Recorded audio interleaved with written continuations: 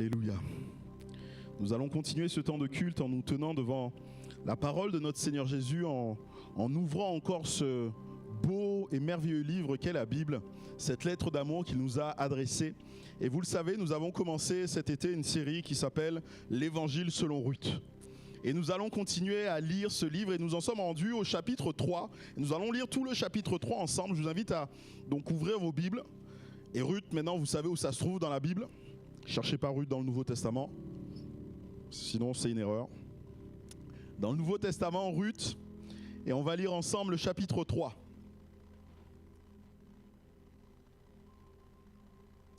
Voilà ce qui nous est dit. Naomi, sa belle-mère, lui dit: « Ma fille, je voudrais assurer ton repos afin que tu sois heureuse. Et maintenant, Boaz, avec les servantes duquel tu as été, n'est-il pas notre parent? Voici, il doit vanner cette nuit les orges qui sont dans l'air. Lave-toi et oins-toi, puis remets tes habits et descends à l'air. Tu ne te feras pas connaître à lui, jusqu'à ce qu'il ait achevé de manger et de boire. Et quand il ira se coucher, observe le lieu où il se couche. Ensuite, va, découvre ses pieds et couche-toi. Il te dira lui-même ce que tu as à faire. » Elle lui répondit: « Je ferai ce que tu as dit. » Elle descendit à l'air et fit ce que avait ordonné sa belle-mère. Boaz mangea et but, et son cœur était joyeux. Il alla se coucher à l'extrémité d'un tas de gerbes. Ruth vint, alors tout doucement, découvrit ses pieds et se coucha. Au milieu de la nuit, cet homme eut une frayeur. Il se pencha et voici, une femme était couchée à ses pieds. Il dit: « Qui es-tu » Elle répondit: « Je suis Ruth, ta servante.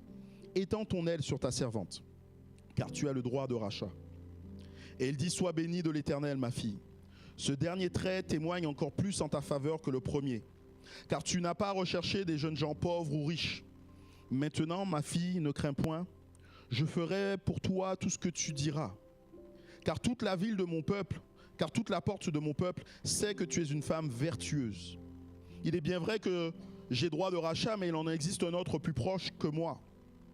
Passe ici la nuit. Et demain, s'il veut user envers toi du droit de rachat, à la bonne heure, qu'il le fasse. Mais s'il ne lui plaît pas d'en user envers toi, j'en userai moi. L'Éternel est vivant. Reste couché jusqu'au matin. » Elle resta couchée à ses pieds jusqu'au matin, et elle se leva avant qu'on puisse se reconnaître l'un l'autre. Boaz dit qu'on ne sache pas qu'une femme est entrée dans l'air. Et il ajouta: « Donne le manteau qui est sur toi et tiens-le. » Elle le tint, et il mesura 6 mesures d'orge qu'il chargea sur elle, puis elle rentra dans la ville.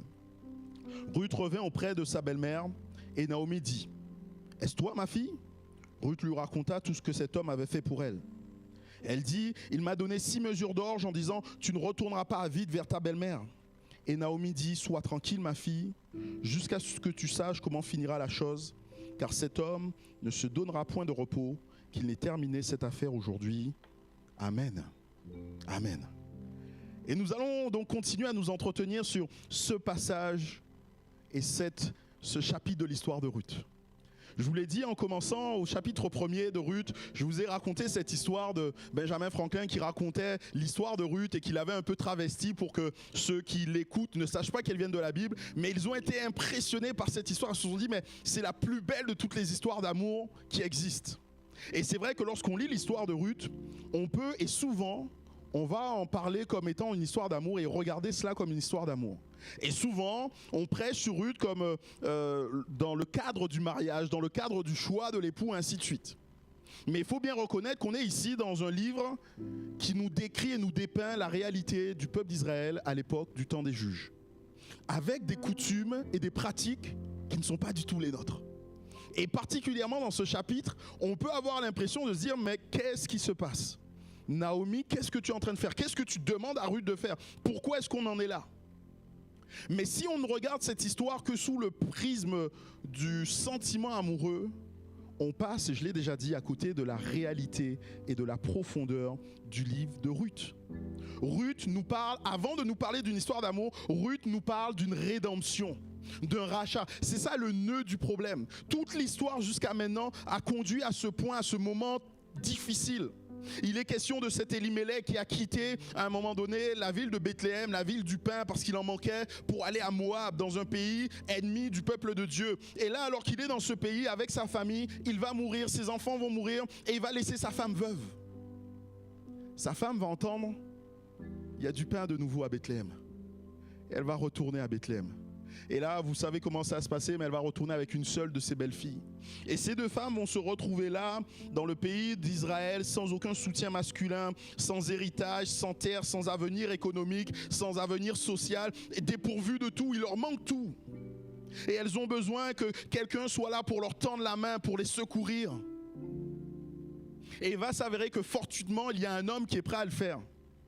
Cet homme, c'est Boaz. Boaz va les accompagner, va les aider d'une certaine manière, nous l'avons vu au chapitre 2.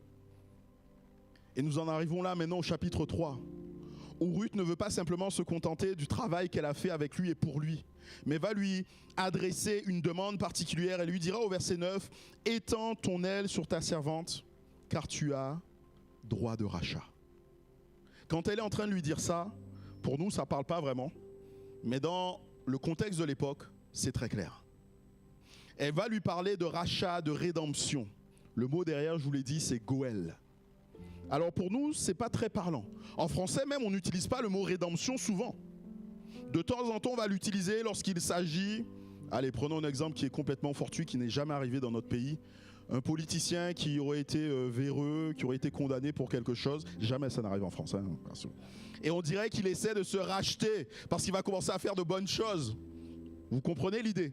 Se racheter, c'est comme essayer d'effacer ce qu'on a fait avant. En français, c'est comme ça qu'on l'utilise. Mais quand la Bible nous parle de rachat, la Bible va tellement plus loin. Le concept de rachat dans la Bible est tellement plus profond. Déjà parce que dans la Bible, le rachat ne peut pas se faire par soi-même. Je ne peux pas me racheter. Je ne suis pas en capacité de me racheter, c'est-à-dire d'effacer ma faute. Il faut que ça soit un autre, un parent proche, un masculin qui soit là et qui vienne faire cela pour moi. C'est lui qui a l'obligation quelque part légale de vouloir me protéger, morale de vouloir me protéger. Et quand la Bible parle de rachat, elle en parle dans 4 cas bien précis dans la Bible. Et je vais juste vous énumérer ces cas. Le premier de ces cas, c'est quand on perdait une propriété familiale. Il arrivait des fois que on était assez pauvre. Le peuple qui est rentré en Israël a conquis le pays et Dieu a divisé le pays et chacun a eu sa part, chacun a eu son lot. Et il pouvait arriver que certains en arrivent à être suffisamment pauvres, en tout cas pour se dire la seule manière que j'ai de pouvoir subvenir à mes besoins, c'est de vendre ce qui m'appartient. Et donc ils vendaient un terrain. Et quand ils vendaient un terrain, ce qui devait se faire, c'était que le plus proche parent devait racheter ce terrain. Il devait racheter ce terrain pour que le terrain reste dans la famille, pour que la famille ne perde pas ce terrain. La postérité, que son héritage reste là. Et on avait donc un rédempteur, un Goël, qui faisait cela pour nous. Ça pouvait encore aller un peu plus loin, parce que des fois, vendre le terrain ne suffisait pas. Et donc des fois, ils se vendaient comme esclaves pour éponger leurs dettes. Et là, on avait toujours ce même personnage, le Goël, le plus proche parent, qui venait, qui payait le prix pour libérer l'esclave, et non pas pour le prendre lui en esclavage, mais pour le rendre libre. Parce qu'il en avait besoin. Il y avait besoin de ce Goël. Il y avait des fois besoin de ce que la Bible appelle le vengeur de sang. C'est-à-dire qu'un de mes proches était mort, avait été assassiné, et il ne s'agissait pas de faire vengeance. Là, on n'était pas sur une vendetta, mais il s'agissait de faire justice. Et le Goël, le Rédempteur, devait s'assurer que justice soit faite pour la famille. Et le dernier cas, c'était quand un homme mourait sans avoir eu de descendants, sans avoir eu une lignée. Et là, il devait encore y avoir donc cet homme proche, ce Goël, qui vienne, qui prenne sa veuve et donne une descendance à son frère. Le Rédempteur était toujours quelqu'un d'autre, quelqu'un de proche, quelqu'un qui faisait cela pour nous. Et en fait, c'est là ce qu'est en train de demander Ruth à Boaz. Elle lui dit, sois mon Rédempteur, rachète le terrain qui est le mien, prends-moi comme épouse, délivre-moi de l'esclavage dans lequel je suis, de la pauvreté dans laquelle je suis. Il lui demande tout cela. Voilà ce que la Bible entend quand elle parle de rédemption, de Goël. Et ce qui est beau, c'est que Dieu a choisi d'utiliser ce terme, cette expression, pour aller encore un peu plus loin. C'est déjà merveilleux de se dire qu'on pourrait avoir quelqu'un, vous imaginez ça? Vous avez votre maison, vous perdez votre maison parce que vous n'avez pas les moyens de les payer, parce que vous avez perdu votre travail ou que sais-je encore. Et là, normalement, la banque vient pour saisir la maison que vous étiez en train de payer. Et là, vous avez un proche parent qui vient, qui paye vos dettes et vous laisse votre maison. C'est quelque chose de fort et de beau. Mais Dieu a utilisé cette image pour aller un peu plus loin. Parce que lui-même se définit comme le Goël d'Israël. Lui-même se définit comme celui qui rachète Israël. Lui-même est celui qui veut bénir Israël de la sorte. Il dit, ainsi parle l'Éternel, c'est un passage qu'on trouve dans Ésaïe 44. Ainsi parle l'Éternel, roi d'Israël, et son rédempteur. Ou alors dans certaines traductions, c'est celui qui le rachète. L'Éternel des armées, je suis le premier et le dernier, et hors de moi, il n'y a point de Dieu. Dieu, à de maintes reprises, à de maintes occasions, s'est présenté pour le peuple comme étant son rédempteur. Il a agi comme ce proche parent qui rachète Israël. Il va racheter la terre pour Israël. Il va racheter Israël alors qu'ils étaient en esclavage. Il va les faire sortir du pays d'Égypte. Il paye pour eux pour qu'ils sortent de l'esclavage d'Égypte. Il va faire justice à son peuple de tous ses ennemis. Et finalement, il choisit de prendre son peuple comme épouse. Dieu dira, je ne t'ai pas choisi parce que tu étais grand. Il le dira à Israël, je t'ai choisi simplement parce que je t'ai aimé. Et il a pris Israël quelque part comme épouse. Mais si vous avez bien suivi ce que j'ai dit jusqu'à maintenant, il y a une condition particulière pour être rédempteur, pour être Goël. Il faut être un proche parent. Et quand on lit bien la Bible, s'il y a une chose dont on est sûr, c'est que Dieu est tout sauf notre proche parent. On est tellement séparés de lui, tellement éloignés de lui. La Bible nous dit que Dieu est saint. Dieu est saint, ça veut dire qu'il est séparé de toute sa création. Dieu est saint, ça veut dire qu'il est séparé de tout ce qui est péché. Dieu est saint, ça veut dire qu'il est séparé de tout ce qui est vil. Je ne vous ferai pas l'affront de me dire comment vous vous sentez, mais je vais simplement me contenter de paraphraser la Bible qui nous dit qu'il n'y a ni sage ni intelligent. Nul ne cherche Dieu. Tous sont éloignés. Ailleurs, dans le prophète Ésaïe, il dira, mais tout est que plaie, contusion, rien n'est bon. Pour nous dire à quel point nous sommes séparés de Dieu, à quel point nous sommes éloignés de lui. Alors comment est-ce que ce Dieu qui est seulement éloigné peut-il être notre Rédempteur? Tout simplement parce qu'un jour, il y a eu un Noël. Quand je parle de Noël, je ne parle pas forcément de la date du 25 décembre.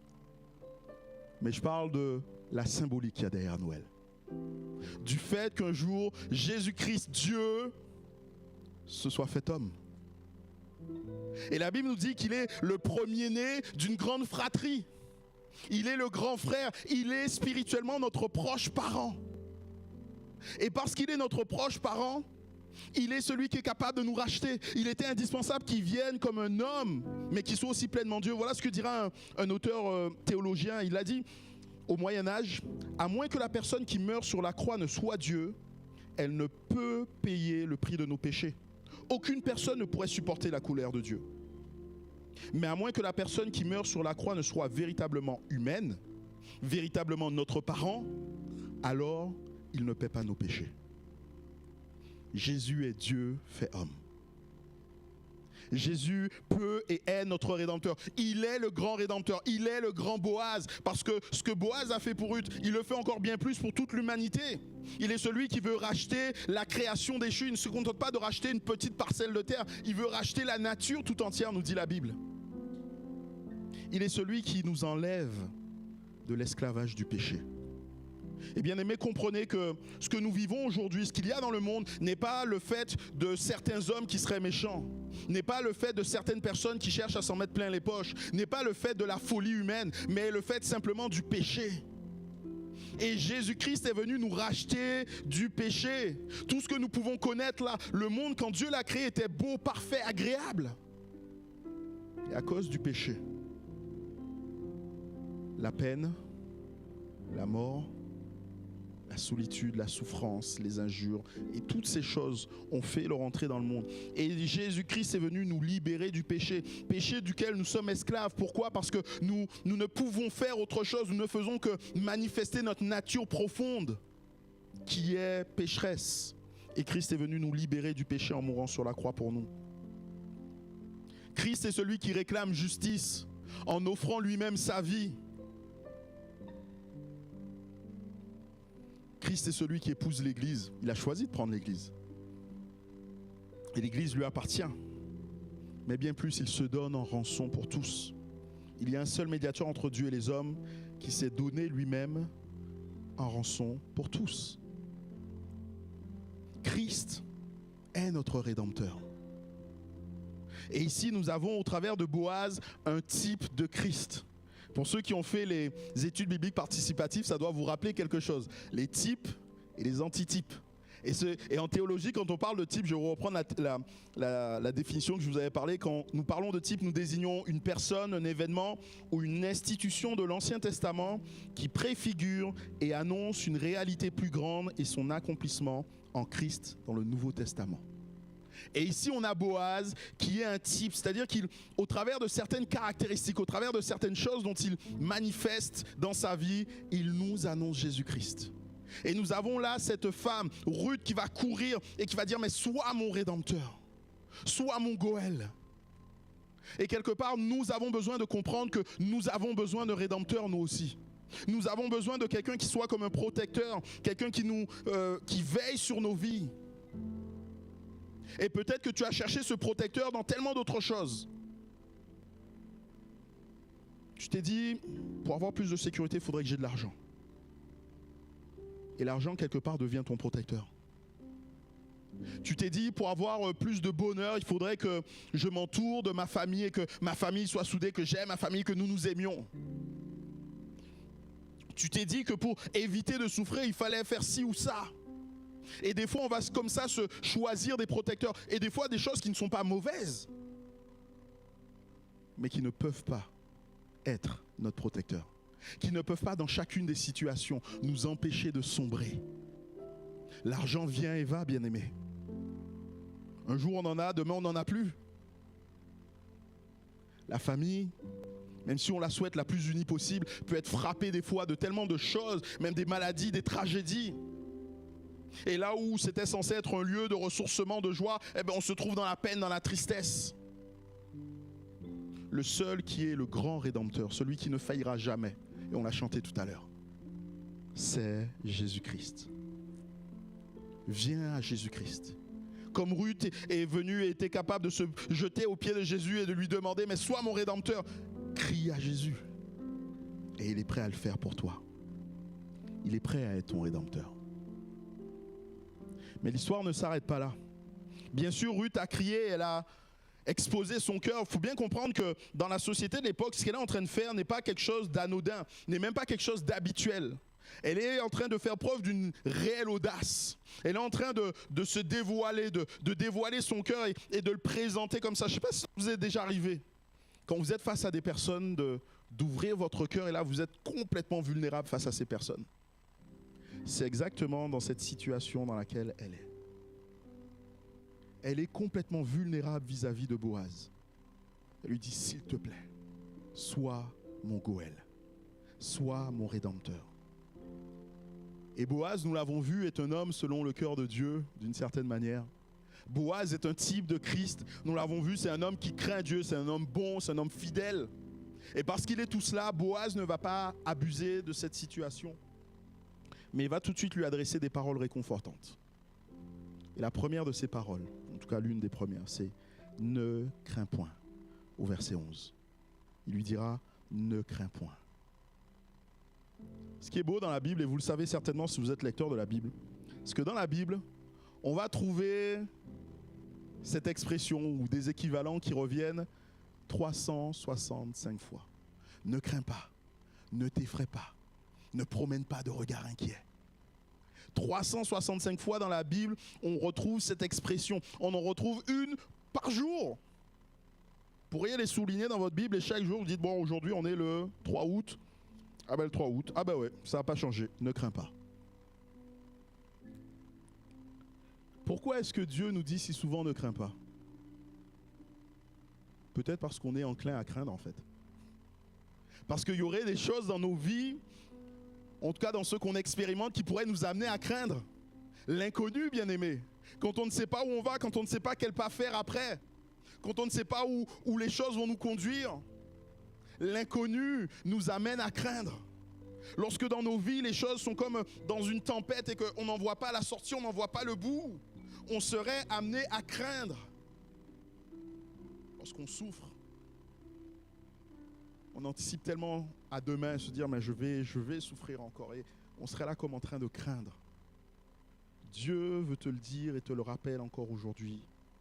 Pour chaque jour où tu pourrais craindre, il te dit ne crains pas. Et s'il te dit ne crains pas, ce n'est pas simplement, vous savez, on peut des fois dire aux gens mais allez, n'aie pas peur. Ça m'est arrivé moi des fois avec les enfants qui avaient des fois un petit cauchemar la nuit. Je dis bah c'est bon, ça va, il n'y a rien. Mais ça ne suffit pas de dire ça à quelqu'un qui craint. Il ne suffit pas de dire ne crains pas pour que la personne ne craigne pas.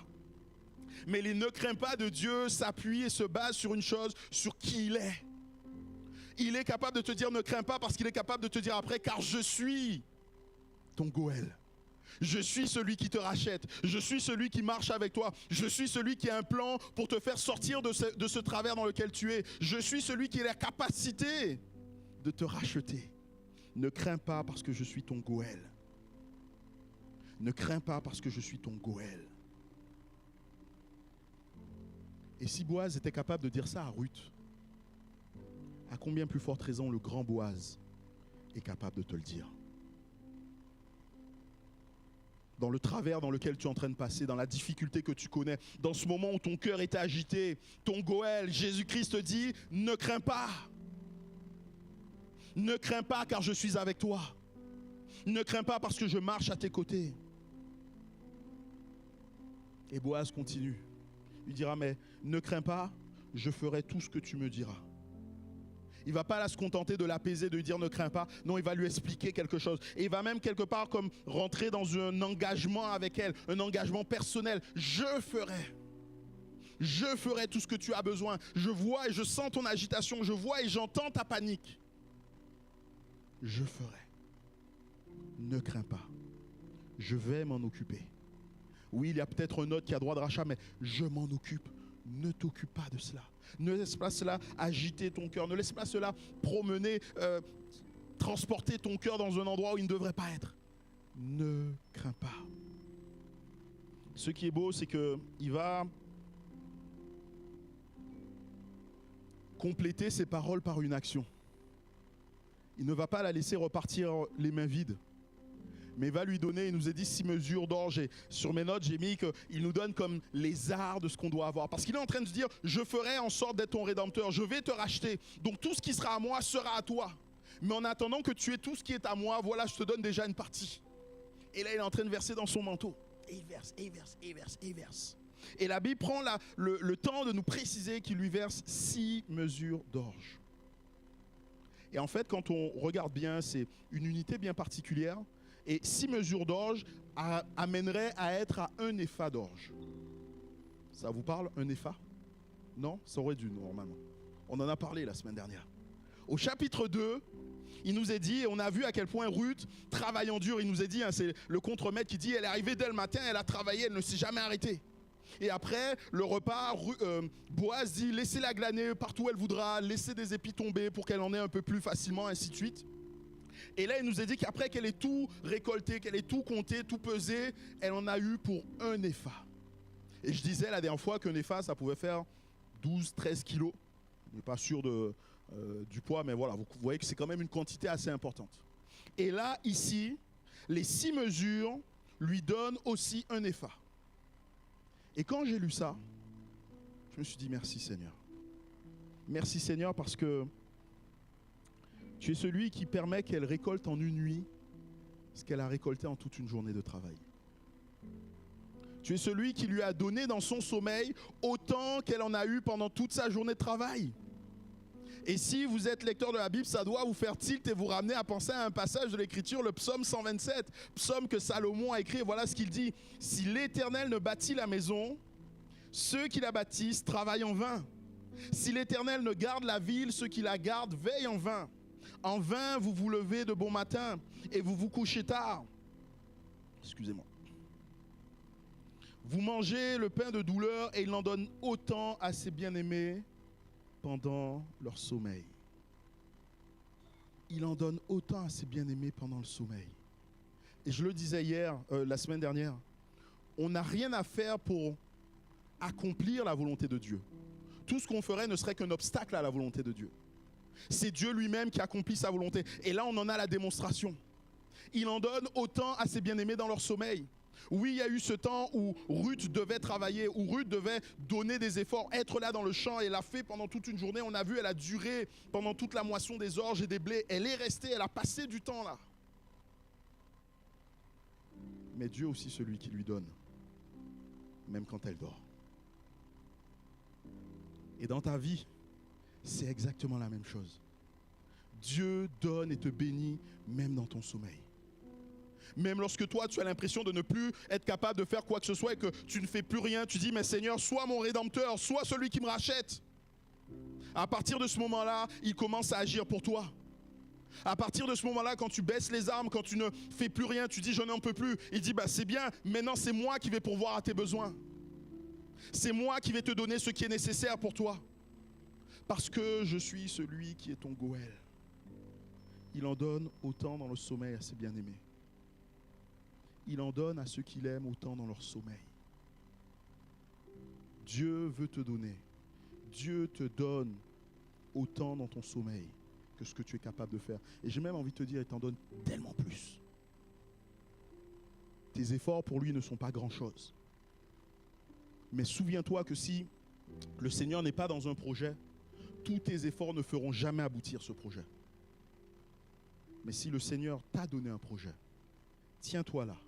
Il le fera lui-même s'accomplir. Il le fera lui-même s'accomplir. Et Ruth, alors qu'elle a reçu tout cela, qu'elle a entendu ces paroles, qu'elle a reçu la quantité d'orge, va retourner voir sa belle-mère, elle va commencer à lui parler et lui raconter tout ce qui s'est passé. Et moi, j'imagine Ruth qui refait le chemin et qui se refait toute la conversation dans sa tête. Qui se parle, qui se dit, il m'a dit ça, il m'a fait ça, il m'a donné ça. Et elle arrive auprès de sa belle-mère et elle refait, sa belle-mère dit, mais dis-moi ce qui s'est passé. Et elle raconte tout à sa belle-mère, la même chose, elle en arrive à dire ça. Et je pense qu'à partir de ce moment-là, il y a peut-être une phrase de Boaz qui a commencé à peut-être troubler son cœur. Boaz a dit, il y en a un autre qui a droit de rachat devant moi. What? Comment ça se fait? On était là partis sur une histoire d'amour, la plus belle histoire d'amour. Ruth, qui était loin, éloignée, arrive dans le pays de Bethléem, elle travaille dans le champ de cet homme la remarque, il se voit dans cet instant de la nuit d'intimité, même s'il y a tout qui reste carré et bien comme il faut selon la Bible. Et là, normalement, on devrait aller vers le mariage et il y a un obstacle. Je ne sais pas si ça vous est déjà arrivé de vivre ça. D'avoir l'impression que vous avez un projet, vous avez prié pour ce projet, vous êtes tenu devant le Seigneur, vous attendez que Dieu bénisse, les choses sont en train de se mettre en place, bien sûr il y a des fois des difficultés, la route n'est pas droite, elle est un peu sinueuse, on avance, on fait confiance au Seigneur et là on voit arriver le bout et sorti de nulle part, un obstacle. Un obstacle qui nous bloque, qui nous empêche d'aller plus loin. Un obstacle, non pas juste un obstacle qui serait là à contourner, mais vraiment une montagne qu'on ne peut pas passer. Et on se dit, mais comment c'est possible ? Comment est-ce qu'on a pu faire tout ce chemin, Seigneur, et tu nous laisses là maintenant alors que je vois la ligne d'arrivée, tu me laisses incapable de franchir cette ligne? J'imagine la frustration de Ruth. J'imagine le ressenti de Ruth à ce moment-là. De se dire, mais comment? Et là, malgré qu'il lui avait été dit de ne pas craindre, je pense que tout de suite en elle, il doit y avoir sa confiance et certitudes qui sont ébranlées. Et là, elle ne sait plus comment regarder, elle ne sait plus où regarder ni où aller. Elle se dit, mais ce qu'il m'a dit, c'est peut-être pas bien ce que j'avais compris. Il m'a donné quand même du grain, mais je me suis fait une idée.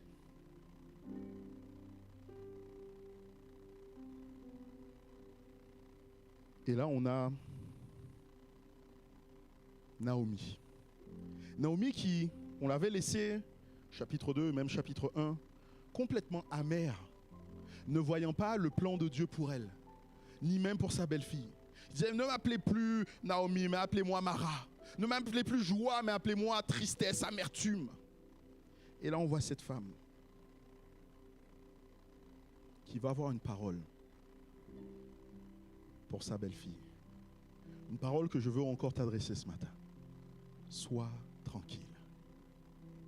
Sois tranquille. Et son sois tranquille, il se base simplement sur qui est Boaz. Sois tranquille parce qu'on sait à qui on a demandé de l'aide. Sois tranquille parce qu'on sait qui va être notre Goël. Sois tranquille parce que Boaz a démontré qu'il était un homme bon et généreux.